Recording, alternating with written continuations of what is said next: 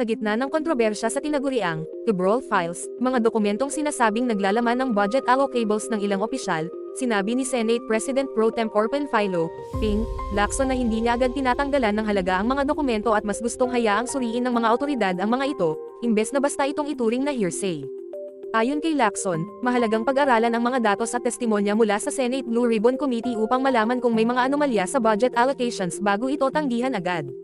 Ito ay sumusunod sa paliwanag ni Attorney Claire Castro na ang mga sinasabing Cabral Files ni Rep. Leandro Leves ay hindi pa na-authenticate ng Department of Public Works and Highways, DPWH, at posibleng kinuha mula sa staff ng yumaong Undersecretary Maria Catalina Cabral.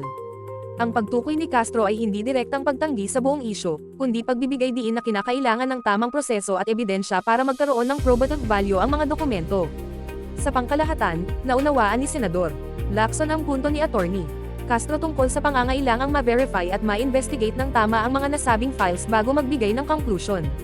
Ito ay bahagi ng mas malawak na diskusyon sa transparency at pananagutan sa paggamit ng pondo ng pamahalaan. Follow the page for more updates on this developing story.